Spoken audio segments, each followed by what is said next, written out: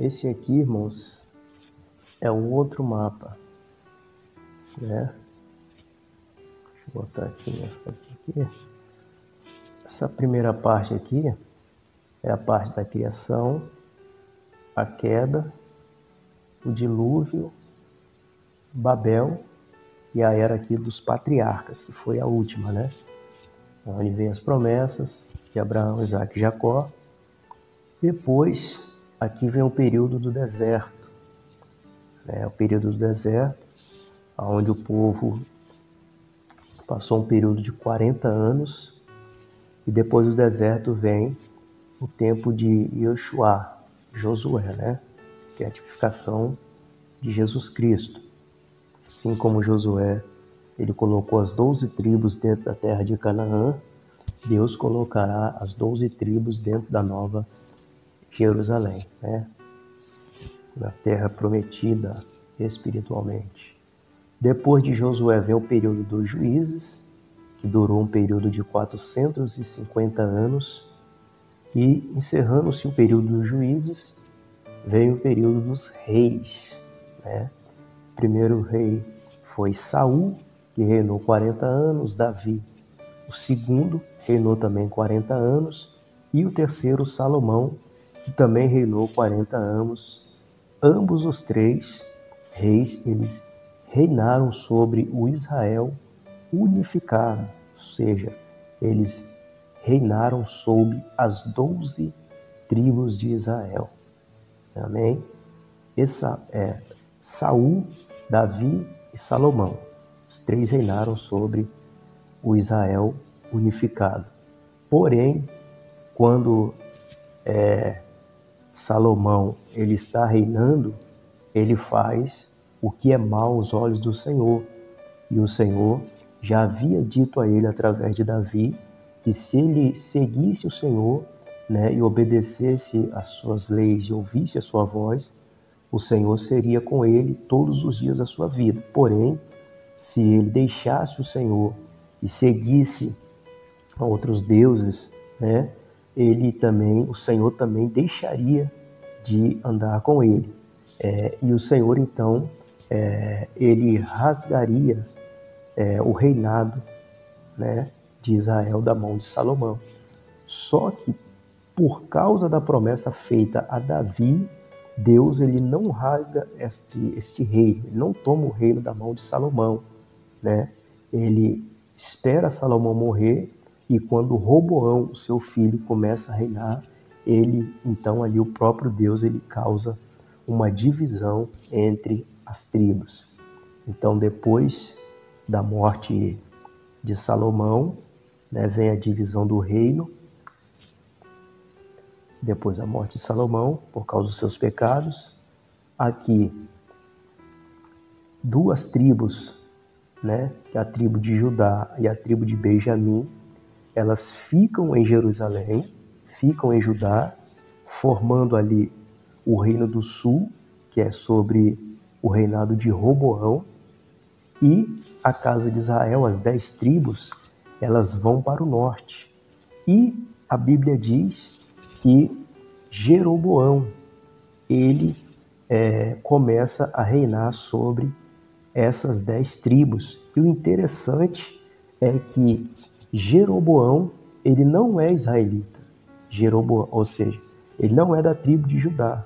Ele é um efraimita. Ou seja, o que Deus havia feito lá atrás através de Jacó, em Gênesis 48, o Senhor estava começando a dar forma. O Senhor estava começando a cumprir as suas promessas, né? A cumprir aquilo que ele havia prometido através daquela profecia.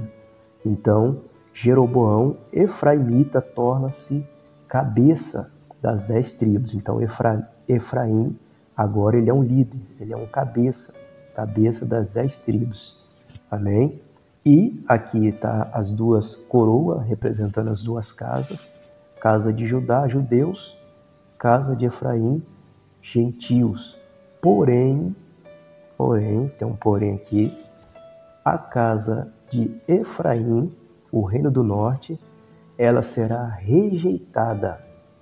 Deus irá rejeitar a casa de Israel, o reino do norte, e ela será espalhada entre as nações da terra. Para quê? Para que Deus vai rejeitar? Para que Deus vai espalhar ela entre as nações da terra? Simplesmente por causa do pecado? Não só isso. Também foi, claro, por causa do pecado, mas não foi somente por causa do pecado.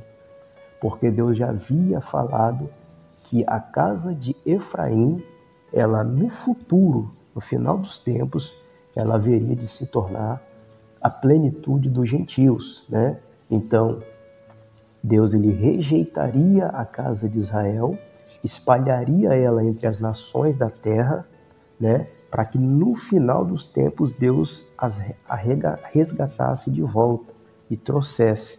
Só que agora não mais como casa de Efraim, só que não mais agora uma tribo, agora como a sua noiva, eleita, guardada e separada. Como assim?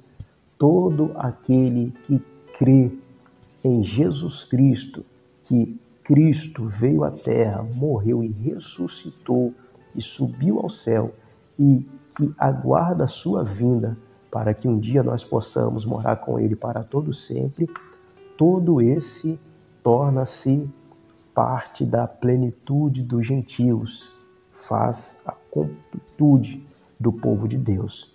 A igreja do Senhor é os gentios, nós somos gentios, E é um erro muito grande quando você vê alguém falando que a igreja é uma coisa e judeus é outra, Que, por exemplo, a grande tribulação é para os judeus, não tem nada a ver uma coisa com a outra. A grande tribulação é para o povo de Deus, porque o povo de Deus, a Bíblia diz que não há judeus, não há gregos, não há homem, não há mulher, não há servos e nem livres, porque todos somos um em Cristo. Então, todo aquele que aceita a Cristo como seu Salvador, quer seja ele judeu, quer seja ele grego, quer seja ele romano, católico, de onde for, se aceitou a Cristo de todo o seu coração e passou a obedecer às suas leis e aguarda a sua promessa, é noiva, é igreja. Amém? E isso não há divisão de povos. O homem pode até dividir, mas o Senhor não divide. Amém? Então aqui nós vimos a divisão do reino depois da morte de Salomão. 2 tribos ficam no sul, formando a tribo de Judá, Judá e Benjamim, e as 10 tribos vão para o norte, que tem sobre si um efraimita, Jeroboão. Aqui é também importante aqui a gente ressaltar que às vezes muitas pessoas não compreendem. Aqui na tribo de Judá, na tribo de na tribo de Efraim, na casa de Israel, Deus ele vai usar o profeta Oséias. E ele usa o profeta Oséias e o nome dos filhos do profeta Oséias para poder explicar o que ele vai fazer na vida do povo da casa de Israel. Então é importante a gente meditar no livro do profeta Oséias, para a gente poder entender o que Deus está fazendo, o que Deus está mostrando, para que a gente simplesmente não venha apenas pegar aquele contexto literal ali, e achar que era simplesmente para aquela época, para o que Israel estava fazendo ou vivendo naquele momento. Mas a promessa ela é muito maior do que a gente imagina, se fizer uma leitura rápida, sem meditar no texto, Então isso é importante, a gente estar meditando nos textos com muita calma para poder entendermos. Amém? Então vou estar fazendo aí outro vídeo aí, lendo alguns textos aí com mais calma, para a gente poder entender e compreender também, todo este panorama aí que Deus fez, todo este mapa mental aí. Salva esse mapa mental, curte aí, compartilhe. Se você não conhece, aí compartilha com alguém aí que você sabe que também não conhece esse estudo, para poder estarmos aí aprendendo, agregando conhecimento, para a gente poder estarmos aí crescendo na graça e no conhecimento, amém? Que o amor de Deus esteja no coração de cada um, que a paz de nosso Senhor Jesus Cristo resplandeça sobre todos, em nome de Jesus. Fiquem todos com Deus.